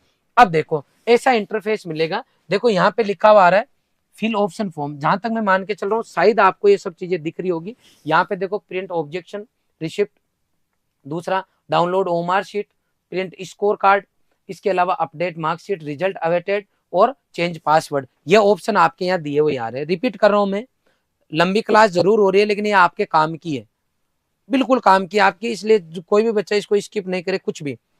जिस बच्चे ने 12वीं पास कर रखी है उसके ऐसा इंटरफेस आ रहा है, ये सब चीजें आ रही है for 12th pass before 1 year. जिस बच्चे ने इस साल नहीं 2023 या उससे पहले 12वीं पास की, उसका ऐसा इंटरफेस आ रहा है। दूसरा बच्चा, जिस बच्चे ने इस साल 2024 के अंदर 12th पास किए, उसका ऐसा इंटरफेस आ रहा है। सर दोनों में क्या फर्क है, सीधी मुद्दे की बात करो तो यहाँ पे लास्ट डेट क्या है वो आ रही है उनके लिखा हुआ, फिल ऑप्शन फॉर्म नहीं आ रहा। क्यों नहीं आ रहा? क्योंकि उस बच्चे को यहाँ जाके उस बच्चे को अपना रिजल्ट जो है अपडेट करना है। क्योंकि जब जेईटी का फॉर्म भरा था तब आपका रिजल्ट 12th का आया नहीं था, तो 12th के रिजल्ट आपको जो है अपडेट करना है। यहाँ जब आप इसके ऊपर क्लिक करोगे यहाँ जाके, तो क्लिक करने पर ऐसा आपको इंटरफेस मिलेगा जिसके ऊपर यहाँ लिखा हुआ रहा है एप्लीकेशन नंबर। जैसे ही आप यहाँ एप्लीकेशन नंबर फिल करोगे आपके खुद के और 100 डिटेल पे जाओगे, तो आपके पास में इस तरीके का वापस इंटरफेस आ जाएगा, जहां पे आपने 10th का रिजल्ट पहले से डाल रखा है और यहाँ पे आपको 12th का डाल देना है। टोटल कितने नंबर आए, टोटल कितने, तो 500 में से कितने आए वो डाल देना है। और यहाँ पे 12th की जो आपकी मार्कशीट है उसको अपलोड कर देना है। 10th की मार्कशीट आपकी ऑलरेडी है, यहाँ इन दोनों को आपको सिलेक्ट कर लेना है। सिलेक्ट करके अपडेट क्वालिफिकेशन पे जाना है। अपडेट क्वालिफिकेशन पे आप जाओगे तो आपको वापस ऐसा ऑप्शन आ जाएगा, एप्लीकेशन नंबर दोबारा मांगेगा। इस केस में आपको क्या करना है, माई डैशबोर्ड पे आ जाना है। यहाँ आप जब कर दोगे उसको यहाँ लिखा हुआ कि आपकी इंफॉर्मेशन अपडेट हो गई है सक्सेसफुली, तो आपको फिर क्या करना है, ऐसा इंटरफेस आने पर माई डैशबोर्ड पे जाना है। जैसे ही जाओगे तो आपको वापस ऐसा इंटरफेस मिल जाएगा। इसका मतलब है कि जिसने 12वीं पास आउट कर रखी है उसके पहले से ऐसा फॉर्म आ रहा है, और जो इस बार 12th में था बच्चा, जिसने 12th इस साल की है, उस बच्चे को इतनी प्रक्रिया जो मैंने बताई 12th के नंबर जब आप अपडेट करोगे, मार्कशीट अपडेट करोगे, तब आपके ऐसा फॉर्म आएगा। इसका मतलब अब हम जो है फॉर्म भरने वाली स्टेज पे आ चुके हैं। सबसे अच्छी बात यह है कि यूनिवर्सिटी ने पेमेंट का ऑप्शन लास्ट में दिया है, तो जितने एक्सपेरिमेंट हो सकते हैं आप पहले कर सकते हो। आई बात समझ में? अब आगे चलो। अब इन्होंने ये बेसिक डिक्लेरेशन दिया है जेड से रिगार्डिंग कि आपको कैसे कैसे पेमेंट मिलेगा, कैसे नहीं मिलेगा, कैसे फॉर्म भरना है। ये जो मैंने अभी तक इतनी देर आपको जो जानकारी दी वो की वही इन्होंने यहाँ पे जो है टाइप कर रखी है, लिख रखी है। उसमें से इंपॉर्टेंट चीजें इन्होंने यहाँ डाल रखी है। इनकी पूरी जानकारी मैं आपको दे चुका हूँ, चाहो तो आप इसको पढ़ लेना। बाकी मैंने आपको ये आपका काम शॉर्ट कर दिया है, तो इसमें कोई दिक्कत नहीं है। अब देखो, जब फाइनली आप वो जो डिक्लेरेशन पढ़ लोगे तो आपको यहाँ से क्लिक करना है और इसको कंप्लीट कर लेना है। ये रॉयल का रिजल्ट है, बहुत ही जबरदस्त रिजल्ट है। फर्स्ट रैंक के साथ में 1, 2, 3, 4 रैंक अलग अलग कैटेगरी में भी मारी है, और सेकंड रैंक भी आपकी 4 कैटेगरी में रॉयल इंस्टीट्यूट उदयपुर की है। आगे चलते हैं। आगे जब आप वो प्रक्रिया अपना लोगे तो आपके पास इस तरीके का आपका फॉर्म जो भरा था आपने, जो फॉर्म की पूरी डिटेल है वो आ जाएगी। इसको मैंने 2 पार्ट में ले रखा। फर्स्ट पार्ट आ गया आपकी एजुकेशनल डिटेल, उसके बाद में ये यहाँ के लिए मैं बधाई दूंगा जोधपुर यूनिवर्सिटी को कि जिस चीज की हमारे डिमांड थी, जिसके लिए मैं चाहता था कि एक एग्रीकल्चर का बच्चा वास्तव में कंफ्यूज हो जाता है, और वो बीमारी नहीं है कि वहां पे गवर्नमेंट कॉलेज, वहां पे प्राइवेट कॉलेज, बच्चे को पता ही नहीं था, उनियारा टोंक भर दिया, भरतपुर भर दिया, ये बगलोर, उसको पता ही नहीं है क्या। उस बीमारी को इन्होंने इस बार खत्म कर दिया। वास्तव में मेरा दिल गार्डन गार्डन हो गया, क्योंकि इस बार इन्होंने इतना बढ़िया तरीके से काउंसलिंग का सिस्टम दिया है कि मजा आ गया बेटा। देखो इन्होंने कितनी सुविधा कर दी आपकी। यहाँ पे लिखा है इन्होंने एफिलेटेड कॉलेज, तो आपको बच्चे को देखना है affiliated government college, university constituent college, और फिर एफिलिएटेड प्राइवेट कॉलेज, और फिर प्राइवेट यूनिवर्सिटी कॉलेज। अब जब आप इनको सिलेक्ट करोगे तो आपके पास जब कॉलेज की लिस्ट आएगी वो उतनी आएगी जितनी आप सिलेक्ट करोगे। तो मैं तो आपको यही कहूंगा कि आपको एफिलिएटेड गवर्नमेंट कॉलेज और यूनिवर्सिटी कॉन्स्टिट्यूएंट कॉलेज है, इन्हीं 2 को सिलेक्ट करना है। तो सबसे पहले आपको इन 2 को सिलेक्ट कर लेना है। ये काम कर दिया गुरुजी। प्राइवेट में हमें नहीं जाना है इसलिए हम उनको सिलेक्ट नहीं करेंगे, तो कॉलेज की चॉइस बढ़ते वक्त ये प्राइवेट आएगी ही नहीं अपने। अब देखो, अब आपको आगे भी देखना है, क्योंकि जेईटी जो है आपका कौन कौन से कोर्स के लिए करा रहा है। Agriculture, forestry, food nutrition and dietitian, और horticulture, community science, home science और फिशरीज। 3 और 3 6, ये एक एग्रीकल्चर के बच्चे के 6 ऑप्शन आ रहे हैं। अगर यहाँ बच्चा अगर मैथ का होता तो उसके ऑप्शन आता डेयरी टेक्नोलॉजी, फूड टेक्नोलॉजी। मतलब मैथ वाला बच्चा इनमें तो 6 में जा ही सकता था, उसके पास डेयरी टेक्नोलॉजी और फूड टेक्नोलॉजी के और ऑप्शन आते हैं, लेकिन एग्रीकल्चर का बच्चा इतने में जो है जा सकता है। अब देखो यहाँ पे क्या करना है। जैसे किसी बच्चे को फॉरेस्ट्री में नहीं जाना, फूड न्यूट्रिशन में नहीं जाना, हॉर्टिकल्चर में नहीं जाना, कम्युनिटी साइंस में नहीं जाना, फिशरीज में नहीं जाना, तो उसको क्या करना है, यहाँ पे एग्रीकल्चर ही चूज करना है। कोई कहे सर मैं एग्रीकल्चर और हॉर्टिकल्चर दोनों में जाऊंगा, तो दोनों चूज कर लेंगे। इससे पहले अपन ने एक पॉइंट छोड़ दिया, सीट भी देखो कितना गजब का काम है। नॉर्मल सीट लोगे तो आपको इन दोनों तरह की यूनिवर्सिटी कॉलेज की नॉर्मल सीट ही ओपन होगी। अब मैंने एग्रीकल्चर ओके कर दिया, देखो मैंने क्या क्या ओके किया। आपकी जो है affiliated government college, university, normal seat और एग्रीकल्चर। अब इन यूनिवर्सिटी के अंदर आप क्लिक कर लो किस किस में जाना है, तो कि सर मुझे एयू कोटा के अंदर जाना है, यहाँ पे एयू कोटा आप सेलेक्ट कर लोगे। इसके अलावा आप एमपीयूटी सेलेक्ट कर लोगे। इसके अलावा आप एयू जोधपुर सेलेक्ट कर लोगे, आप जोबनेर सेलेक्ट कर लोगे और बीकानेर सेलेक्ट कर लोगे। ये 5 आपने सेलेक्ट कर लिए। ये जब आप सेलेक्ट करोगे तो आपके पास वहां पे ऑप्शन आएगा इन दोनों तरह की यूनिवर्सिटी, उनसे एफिलिएटेड गवर्नमेंट कॉलेज और उन सब की नॉर्मल सीट। और जब आप इस सर्च पे जाओगे तो इन सभी यूनिवर्सिटी की केवल यही कॉलेज यूनिवर्सिटी दिखेगी, बाकी आपको दिखेगी नहीं, एक भी आएगी नहीं लिस्ट में। अब अपने नीट एंड क्लीन काम हो गया। अगर हॉर्टिकल्चर लोगे तो इन्हीं 5 यूनिवर्सिटी की हॉर्टिकल्चर अगर है तो वो आपको मिल जाएगी। मैं चाहूंगा सभी बच्चों से कि आप केवल एग्रीकल्चर ले, फिर भी अगर कोई बच्चा ज्यादा से ज्यादा चाहे तो हॉर्टिकल्चर और ले सकता है। इन दोनों को आपको ले लेना है, और एफिलिएटेड आपको नॉर्मल सीट ही लेनी है। पेमेंट भी मेरे ख्याल से नहीं लेनी चाहिए। फिर भी कोई बच्चा लेना चाहिए कि मुझे पेमेंट का भी ऑप्शन चाहिए, तो आप पेमेंट पे क्लिक कर दोगे तो इन्हीं 5 यूनिवर्सिटी की पेमेंट दिख जाएगी। ये राजूवास वाला जो है ये केवल वो बच्चा है जो मैथ का बच्चा है, उसके लिए यहाँ कॉलेज है डेयरी फूड वाले में से, तो वो क्लिक करेगा। बाकी बच्चों के लिए और कोई काम की मेरे ख्याल से तो नहीं है। अब देखो ये हमने वो सिलेक्ट कर ली थी, सब काम कर दिया। अब इधर देखो जैसे आप क्लिक करोगे, जैसे हमने यहाँ सिलेक्ट किया था एफिलेटेड गवर्नमेंट कॉलेज और यूनिवर्सिटी कॉन्स्टिट्यूट कॉलेज, तो ये आ गई seat type normal, discipline agriculture और यूनिवर्सिटी हमने चूज कर ली, तो ये सब यूनिवर्सिटी की आ गई। तो यहाँ पे ये पूरी लिस्ट आ गई सभी कॉलेज की, इनकी एफिलेटेड कॉलेज और कॉन्स्टिट्यूट जो कॉलेज है यूनिवर्सिटी से वो भी सब आ गई, यूनिवर्सिटी भी आ गई। अब आपको कुछ नहीं करना, यहाँ पे इस एक को सिलेक्ट करना है और इधर ले जाना है, फिर ये सिलेक्ट किया इधर ले गए, सिलेक्ट किया और उठा के इधर ले गए, सिलेक्ट किया इधर ले गए। जो जिस नंबर पे ले जाना है वो आपको पकड़ना है पहले, तो आपको इस पूरे को पढ़ना है। और कि आरसी कॉलेज उदयपुर पहली चॉइस, तो आरसी कॉलेज उदयपुर को उठाओ इधर डाल दो, 2 नंबर जोबनेर उठाई, 3 नंबर बीकानेर, 4 नंबर जोधपुर, फिर कोटा, है तो आप सीधे इधर ऐड होती जाएगी। तो आपने ऐड कर ली।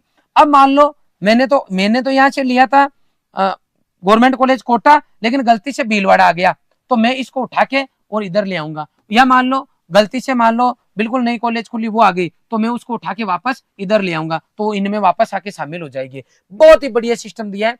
अब आप जैसे जैसे इधर लाओगे तो वहां नंबर लगता जाएगा 1 2 3 4 5 6 7।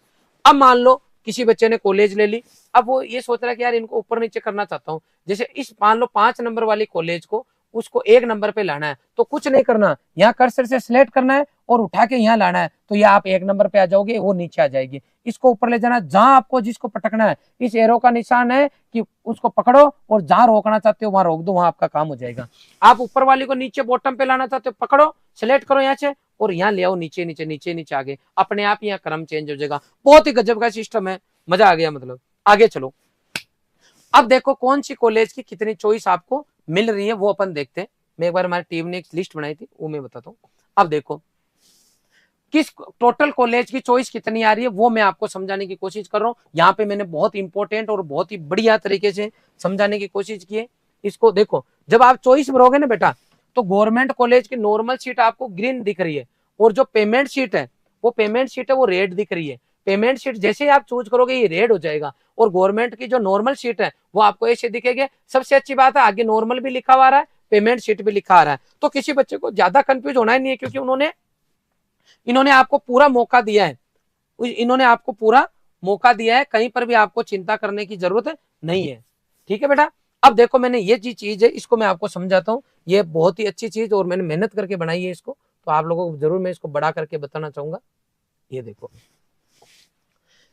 अगर आप यहाँ पे केवल एग्रीकल्चर की नॉर्मल सीट लोगे तो कितनी चॉइस भरी जाएगी। एग्रीकल्चर में ही जाना है सर मुझे, हॉर्टिकल्चर फिशरीज में नहीं जाना, तो टोटल कितनी चॉइस होगी एग्रीकल्चर नॉर्मल सीट की 66।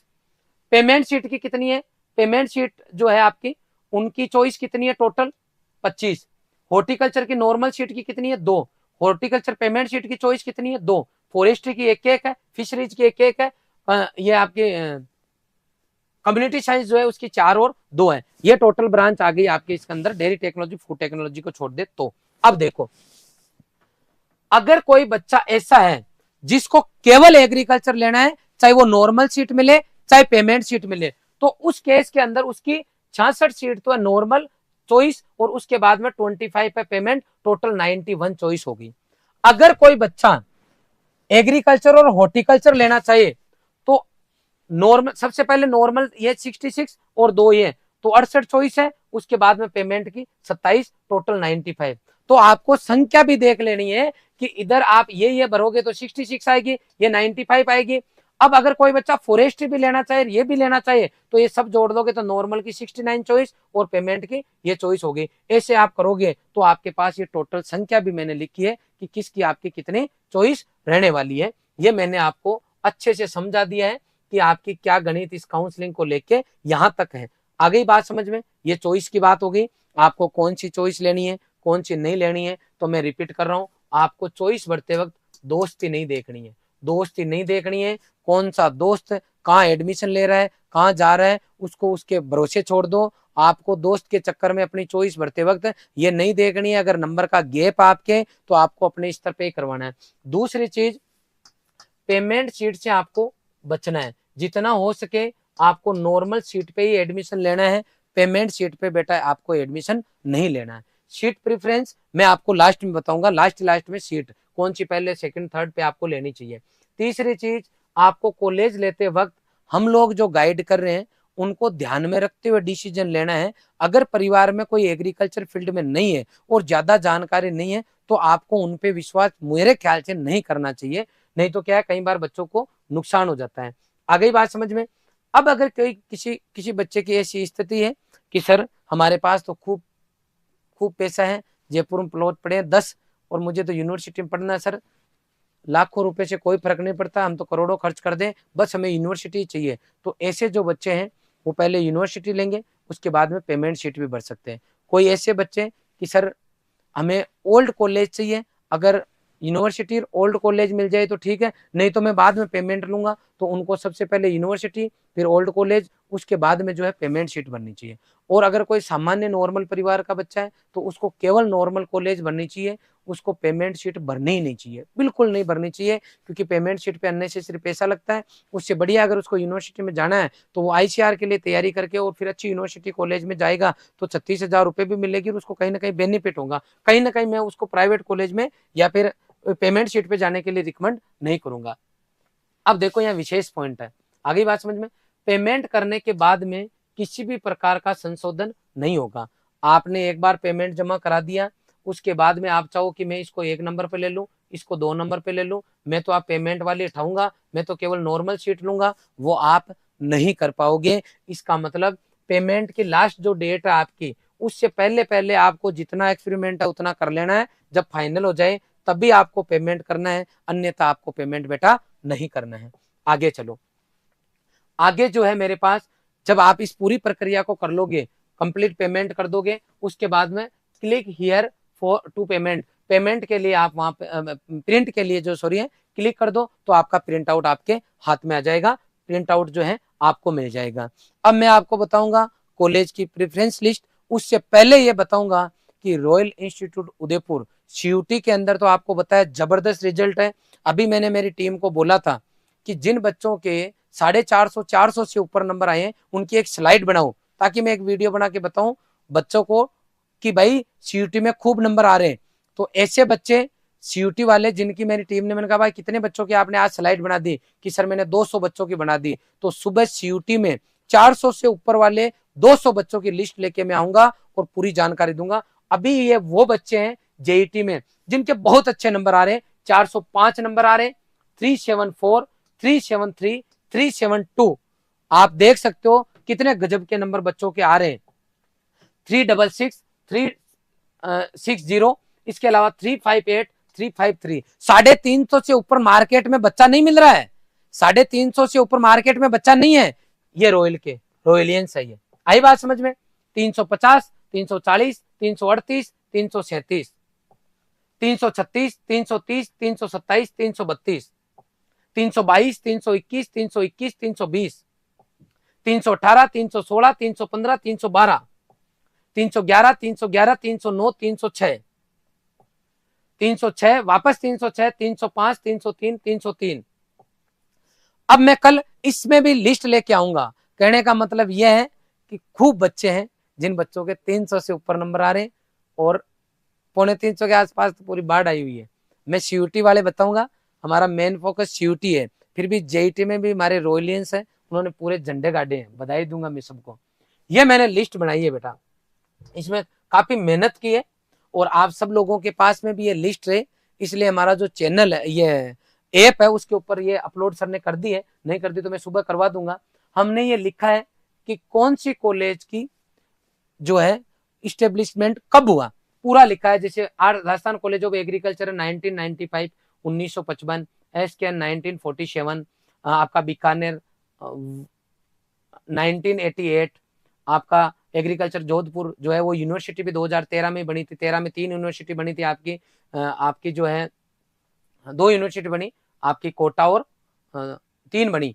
जोबनेर भी 13 में बनी, कोटा भी 13 में बनी और जोधपुर भी 13 में बनी। 13 से पहले अपने 2 यूनिवर्सिटी थी, ये 13 की है, ये कॉलेज यूनिवर्सिटी दोनों आ गए। इसके अलावा आपके 12 के अंदर बनी हुई है कॉलेज, नागौर 15 के अंदर बनी हुई है, भरतपुर 13 के अंदर है, इसके अलावा शेखावाटी जो आपकी 13 के अंदर है, लालसोट एग्रीकल्चर कॉलेज 8 का है, फिर आपका कोटपुतली है, उनियारा टोंक जो है 2007 का है। अब आप देखो यही कॉलेज लिस्ट है, कल मैंने आपको एक लिस्ट बना के दी थी, उसमें और इसमें थोड़ा सा चेंज है। अगर मेरे से अगर आप पूछते हो कि जीएल सर इस लिस्ट में बताओ हमें क्या कुछ करना चाहिए, तो 12 तक देखो ना, 12 तक जो लिस्ट है ना, 12 तक वो आप हमारे हिसाब से भर सकते हो। आई हुई समझ में? भीलवाड़ा और सुमेरपुर दोनों अच्छे हैं, यहाँ पे गर्ल्स हॉस्टल है, इसलिए मैंने इसको आपको जो गर्ल्स हॉस्टल है तो कोई इस तरीके का कैंडिडेट है तो इसको ऊपर नीचे कर सकते हो आप। यहाँ गर्ल्स हॉस्टल के हिसाब से अगर आपको लगता है तो आप ऊपर नीचे कर सकते हो। ऐसे ही नागौर और भरतपुर को अगर मैं मैच करता हूँ तो यहाँ पे ऊपर नीचे कर सकते हो। इसके अलावा कुंभेर को इस बार आईसीआर से एक्रीडेशन भी मिला था तो उसको मैंने 9 नंबर पे लिख दिया है। फतेहपुर सीकर जो है उसको आप देख सकते हो। ये सभी मैंने हमारे हिसाब से पूरा रिसर्च करके पूरी टीम के साथ में बैठ के बातचीत करके बच्चों से बातचीत करके हमने हमारे स्तर पे ये बना दिया है। 12 तक जो है आपको इस हिसाब से भरना चाहिए और इनमें आप ऊपर नीचे भी करते हो। अगर आप 6 से लेके विशेष तौर पे 6, 7, 8, 9, 10 इन 10 तक मतलब 6 से लेके 10 तक आपकी अपने घर से दूरी के आधार पे अगर आप इंटरचेंज करते हो ना तो भी कोई फर्क नहीं है, इनमें विशेष फर्क नहीं है। रिपीट कर रहा हूँ, 6 से लेके 10 तक जो कॉलेज ओल्ड कॉलेज सभी अच्छे हैं, इनमें कोई विशेष फर्क नहीं है, केवल हॉस्टल का फर्क है। आई बात समझ में? बाकी कोई विशेष फर्क नहीं है, आप अपने स्तर पे एरिया के हिसाब से आप जो है इसको चेंज कर सकते हो। आई बात समझ में? कोटपुतली को मैंने ऊपर लिया है। उनियारा टोंक जो है यहाँ पे जो पुराने बच्चे पढ़े हुए हैं तो आज के 2-4 साल पहले जो बच्चे पढ़ के आए उनका फीडबैक बहुत अच्छा नहीं था,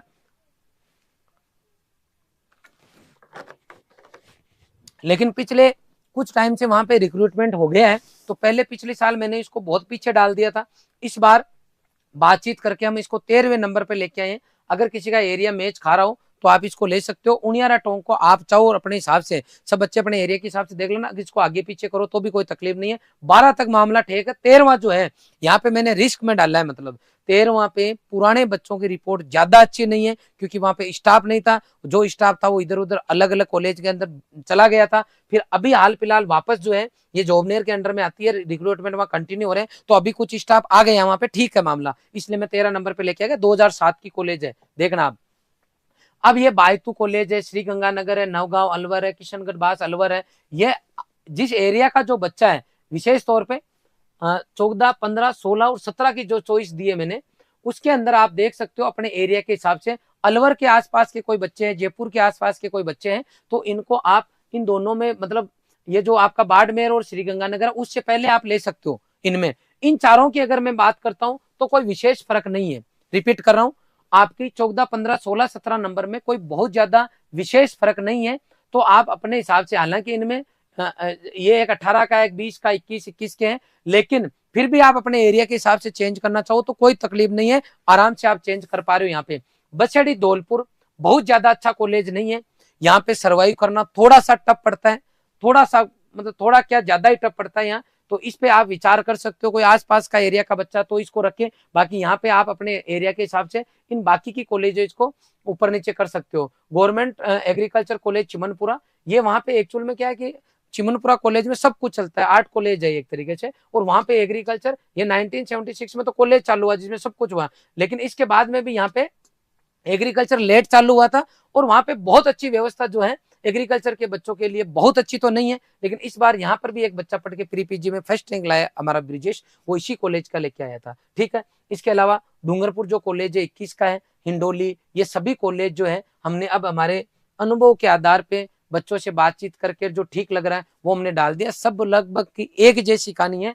इन सब के लिए मैं आपको ये गाइड करूंगा कि आप अपने एरिया के अकॉर्डिंग जो है चॉइस को फिल कर लेना, वही ज्यादा बेस्ट है। बाकी हमने हमारे हिसाब से ये डाल दिया है क्योंकि जब कॉलेज में फर्क ही नहीं है, जब हिंडोली बूंदी की कॉलेज और गंगानगर नई कॉलेज, हनुमानगढ़ नई कॉलेज, आपके गोगुंदा भीलवाड़ा में जो गंगापुर में कॉलेज है, गोगुंदा उदयपुर में जो कॉलेज है वो जब सेम ही है तो हिंडोली वाला बच्चा या गोगुंदा आके क्या करेगा? इसका मतलब है ये जीएल सर ने लिस्ट बना के दे दी, मैं तो वही भरूंगा, वो भरना 12 तक की, उसके बाद में अलग से लिस्ट बनाना बेटा, पहले एक एक कॉलेज की और लिस्ट बना के जब आप फॉर्म भरने जाओ ऑप्शन फॉर्म, तब वो लिस्ट आप अपने पास में रखना। मैं ये नहीं कह रहा हूं कि यही कॉलेज आपको भरना है। आगे बात समझ में? हमने हमारे हिसाब से प्रायोरिटी से भर दी है, मैंने अच्छे से आपको समझा दिया है। टोटल कॉलेज जो है, टोटल सीट हो रही है आपकी 3958 नॉर्मल, पेमेंट 778 और 4736 जो है आपकी ये बाकी आगे की हो रही है। इसके अंदर मैंने कल भी बताया था, आज भी बता रहा हूँ, संस्थान द्वारा सभी सरकारी कॉलेज को शामिल करने की कोशिश की गई है। फिर भी कोई कॉलेज अगर छूट गई हो तो आप एक बार यूनिवर्सिटी कॉलेज लिस्ट से चेक कर लेना। सभी विद्यार्थियों को अपने हिसाब से मैंने लिखा है, सभी विद्यार्थी कॉलेज की वरीयता क्रम अपने जो है एरिया के हिसाब से भी चेंज कर सकते हैं। सभी कॉलेज में कई ऐसी नई कॉलेज है जहां पे भवन का कार्य चल रहा है, जो भी 2020 18 21 22 की 21 के आसपास की कॉलेज उनका काम चल रहा है। बाकी जितने भी कॉलेज की घोषणा हुई है, जो 22 23 की, विशेष तौर पे 23 की, वहां कोई कॉलेज का काम चले कोई जरूरी नहीं है। मैं इसके लिए जो है रेस्पॉन्सिबल नहीं हूं बेटा। इसके अलावा ऐसे बच्चे जिनके कम नंबर आ रहे हैं या टॉप यूनिवर्सिटीज में जाने का सपना देख रहे हैं, तो 12 और 21 अगस्त को जो है हम नया बैच चालू करेंगे। राखी के जस्ट बाद में आप आ सकते हो। रक्षाबंधन और स्वतंत्रता दिवस पे हमने महा बचत ऑफर दिए हैं। लॉन्ग ईयर हमारे कोर्स है वो 8000 में दे रहे हैं, जिसमें 2500-3000 की बुक साथ में घर पे आ जाएगी। इसके अलावा कोई ऐसे बच्चे जो अदर कोर्स की तैयारी करना चाह रहे हैं, उन बच्चों के भी 50% छूट हमने कोर्स के ऊपर दी है। कल मैं जो है आपके पास में एक वीडियो लेके आऊंगा, जिसके अंदर हमारे जो बच्चे सीयूटी में 400 से ऊपर जिन बच्चों के नंबर है उनकी आपको जानकारी दूंगा। आप जिस प्लेटफॉर्म से मेरे से इंफॉर्मेशन ले रहे हो, ये वो प्लेटफॉर्म है जिसने देश के हर यूनिवर्सिटी कॉलेज के अंदर हर साल बच्चों को पहुंचाया है। इस बार बताना चाहूंगा 550 से ऊपर पूरे देश के अंदर एग्रीकल्चर में, पूरे देश के अंदर एग्रीकल्चर में 550 से ऊपर एबीसी वर्ग में अगर किसी इंस्टीट्यूट में नंबर आए हैं तो वो आपका रॉयल इंस्टीट्यूट उदयपुर है। अगर 500 से ऊपर की बात करता हूं तो रॉयल उदयपुर है। 450 की बात करूं तो रॉयल उदयपुर है। पूरे देश के अंदर ये जो मैं बात बोल रहा हूं ये छोटी बात नहीं है बेटा। पूरे देश के अंदर कितना लंबा चौड़ा देश है, इसके अंदर कितने राज्य हैं, वहां सबको अगर मिला लो, A to Z को पूरे देश में मिला लो, और राजस्थान के अंदर अगर रॉयल उदयपुर को मिला लो तो 180 बच्चे ऐसे हैं जिन बच्चों के 200 में से 200 नंबर सीयूटी के अंदर आए हैं। पूरे इस देश के अंदर टोटल कितने हुए बेटा? 200 बच्चे। इन पूरे देश में जब अगर 200 बच्चे हैं तो आपका रॉयल उदयपुर के अंदर ये राजस्थान है, इस राजस्थान में ये रॉयल उदयपुर है, और रॉयल उदयपुर ये लिख रहा हूं मैं, रॉयल उदयपुर के 60 से ऊपर बच्चे जो है 180 में से रॉयल उदयपुर के हैं। अब आपको ये मानना ही पड़ेगा कि देश के अंदर यदि एग्रीकल्चर एजुकेशन की बात होगी तो देश के अंदर सबसे पहले है राजस्थान, और राजस्थान के अंदर है रॉयल उदयपुर। मैं बधाई दूंगा हमारी पूरी टीम को और सबको, पुनः आप सभी को बेटा। अब आप लोगों ने जो मेरे से क्वेश्चन पूछे थे उनके जवाब दूंगा, एक एक करके अगर नोट किए तो मुझे जरूर दे, मैं एक एक का जवाब दूंगा सब बच्चों को। लाओ, बीएचयू रजिस्ट्रेशन का एक बच्चे ने क्वेश्चन पूछा है। बीएचयू रजिस्ट्रेशन के मैंने वीडियो बना के डाल दिया था, आपकी कुछ प्रॉब्लम्स आ रही थी, मैंने यूनिवर्सिटी में बात की, उसको सॉर्ट आउट कराया, आप लोगों ने मेल भी किए। फिर भी कुछ बच्चे ऐसे हैं जिनके कहीं ना कहीं कोई ना कोई प्रॉब्लम आई रही है, तो मैं कल जो है सुबह सबसे पहले प्रायोरिटी में ये काम करूंगा और इसकी आपको जानकारी दूंगा। इसके अलावा मैं कोशिश करूंगा कि रोजाना शाम को 7:30 बजे लाइव आऊं, जिसके अंदर काउंसलिंग से रिगार्डिंग या एग्रीकल्चर से रिगार्डिंग कहीं पर भी मुझे कुछ भी लगेगा तो 5-10 मिनट के लिए आपके पास जरूर मिलने आया करूंगा, ताकि आपके कोई भी डाउट होंगे तो मैं आपके वो सॉर्ट आउट कर दूंगा। कॉलेज फीस के साथ, हाँ कॉलेज फीस जब आप कॉलेज में जाओगे तो कॉलेज की फीस आप जब जाओगे रिपोर्टिंग के टाइम, उस टाइम आपको साथ लेके जाना है, ठीक है। स्पोर्ट काउंसलिंग कैसे होती है? अगर कोई सीट खाली होगी तो आपकी उस टाइम जो है आपकी स्पोर्ट काउंसलिंग होगी। स्पोर्ट काउंसलिंग के अंदर क्या होता है ये भी आपको जान लेना जरूरी है। स्पोर्ट काउंसलिंग के अंदर यही बता दो ताकि कोई बच्चे ज्यादा दिमाग नहीं लगाए। जैसे फॉर एग्जाम्पल आपकी काउंसलिंग हो गई नॉर्मल काउंसलिंग, और उसके बाद में दूसरी काउंसलिंग होगी बेटा स्पोर्ट काउंसलिंग। नॉर्मल काउंसलिंग के अंदर मान लो मैंने काउंसलिंग करवाई और मुझे जो है मिल गया, मान लो जोबनेर कॉलेज मिल गया। कौन सा मिल गया? जोबनेर कॉलेज मिल गया, और मेरे मान लो 305 नंबर आ रहे हैं। आ गई बात समझ में? और नॉर्मल मुझे जोबनेर मिल गया। अब और मेरी मान लो ये सेकंड चॉइस थी, ठीक है। अब मेरे पास फर्स्ट चॉइस है आरसी उदयपुर, ठीक है। अब मुझे जोबनेर मिला। अब जब अपवर्ड काउंसलिंग हुई कंटिन्यू जब अपवर्ड काउंसलिंग चल के पूरा तीनों राउंड खत्म हो गए, 3 राउंड खत्म हो गए। अब क्या हुआ, जब रिपोर्टिंग वाला दिन आया तो इस आर्ट से उदयपुर की कट ऑफ गई 304 नंबर, मतलब तीनों राउंड में 304 पर आर्ट से उदयपुर मिला और 305 पे मुझे जोबनेर मिला। मैं क्योंकि मेरी पहली चॉइस जो आर्ट से उदयपुर थी तो मुझे आर्ट से उदयपुर चाहिए। मैं स्पोर्ट काउंसलिंग क्या होती है वो समझा रहा हूँ, उस टाइम क्या समस्या आती है किसी के वो बता रहा हूँ आपको। अब मेरे को 1 नंबर कम पड़ रहा है, केवल 1 नंबर कम पड़ रहा है। अब पता चला स्पोर्ट काउंसलिंग चालू हो रही है क्योंकि आर से उदयपुर में 4 सीट खाली है। आर से उदयपुर में बेटा 4 सीट खाली है। इसके अलावा हर कॉलेज की लिस्ट आ जाती है स्पोर्ट काउंसलिंग में। लास्ट ईयर किस कॉलेज में कितनी सीट खाली थी वो मैंने डाल रखा है काउंसलिंग वाले फोल्डर में। स्पोर्ट काउंसलिंग में कितनी सीट खाली थी लास्ट ईयर वो मैंने डाल रखा है। पूरी यूनिवर्सिटी लिस्ट देती है अपने को। तो अब अपने के पास लिस्ट आ गई कि किसी में 4 खाली है, किसी में 10 खाली है, किसी में 5 खाली है, किसी में 6 खाली है, क्योंकि वो बच्चा फाइनली कोई बच्चे जाते नहीं है वहां पे। अब देखो यहाँ 4 सीट खाली है और मेरे 305 नंबर है। और अब कोई ऐसा बच्चा है 4 सीट यहाँ खाली है ओबीसी कैटेगरी के अंदर, मान लो कोई सीट खाली है और मेरे ओबीसी में 304 इधर 305 कट ऑफ गई, 304 नंबर मेरे जो है ऑलरेडी 304 थे, उदयपुर की 305 कट ऑफ गई और अब यहाँ 4 सीट खाली भी है। तो मैं क्या करूंगा यहाँ के लिए फॉर्म अप्लाई करूंगा। क्या करूंगा? फॉर्म भरूंगा किसके लिए? स्पोर्ट के लिए, कि सर मेरे को तो जो है 1 नंबर का ही गैप है और मुझे अब स्पोर्ट काउंसलिंग में भाग लेना है। ठीक है बेटा, अब स्पोर्ट काउंसलिंग की कंडीशन क्या है बेटा, गांठ बांध लो, आपको ज्यादा टेंशन लेने की जरूरत नहीं है। उसका कंडीशन ये है कि पहले जोबनेर कॉलेज है ना उसको आप लेफ्ट करो। जोबनेर कॉलेज को आप क्या करो? लेफ्ट करो।